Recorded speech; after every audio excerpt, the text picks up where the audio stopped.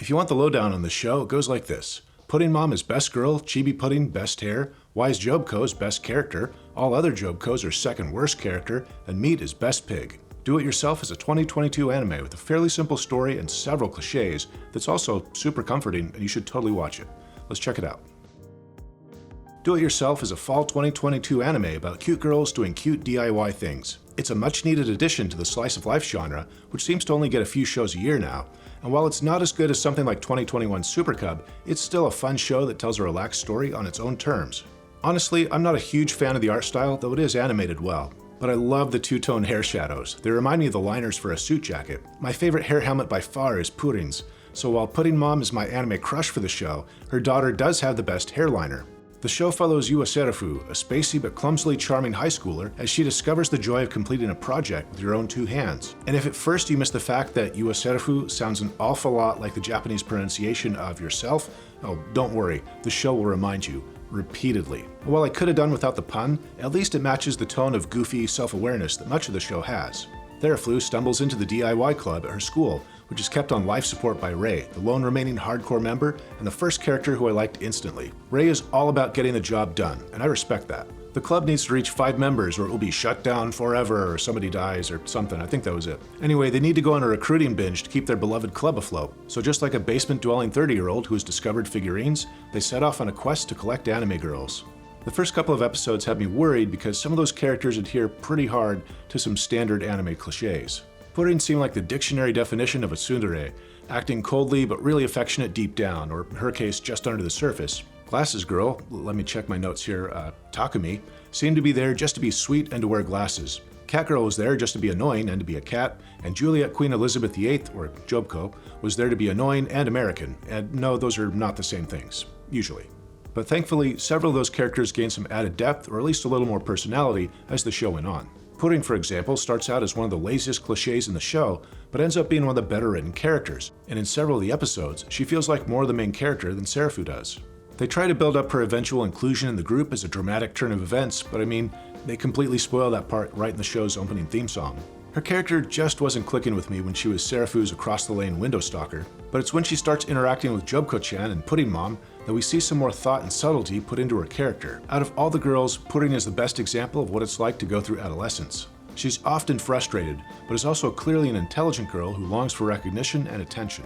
When she tries to predict how the adult women in the show will react to her, such as her mom or Serufu's mom, she jumps right to the worst-case scenario before finding out that these are compassionate women who she can trust and who care about her. Seeing Pudding's slowly growing confidence throughout the show is one of my favorite things. Jobko-chan is annoying at first until she turns into Wise Jobko and ends up being the best character. She's the maestro who conducts the rest of the girls. Okay, for a lot of people, Jobko is their least favorite, especially when she tries to speak English. I happen to love it when Japanese voice actors use English words. It's just a different take on the language that I enjoy.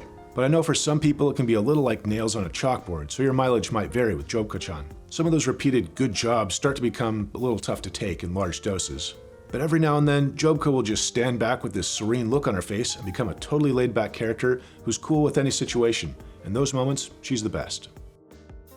I'll just come out and say it. All the adult women in Do-It-Yourself are drop-dead gorgeous. The school nurse is the DIY club's advisor, probably because if someone has an accident with a nail gun, you want someone with medical training to be supervising the group. As the show goes on, you come to realize that the moms in the show are really the adult versions of their daughters. They're not just cardboard cutouts of what the girls would look like.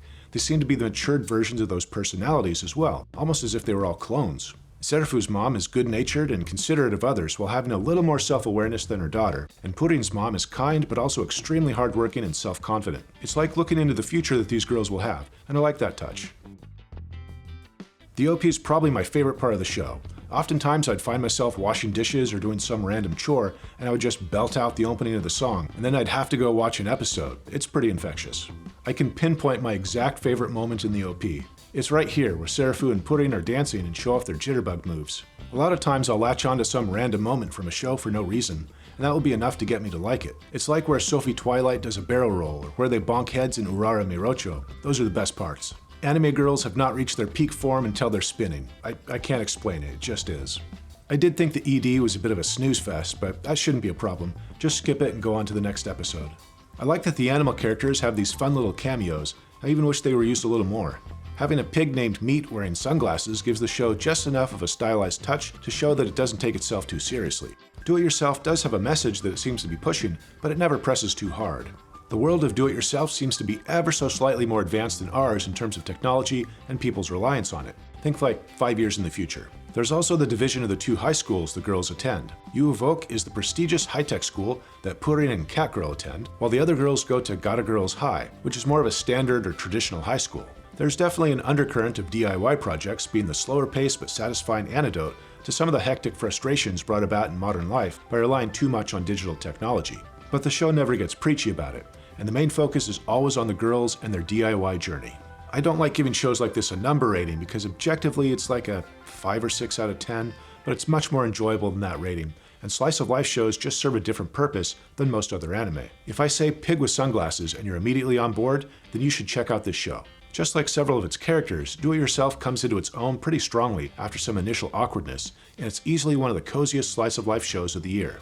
If you're new to slice of life, just pick a favorite girl to root for and let the show work its magic. Let me know who your favorite was down in the comments. Thanks for watching. We'll see you next time.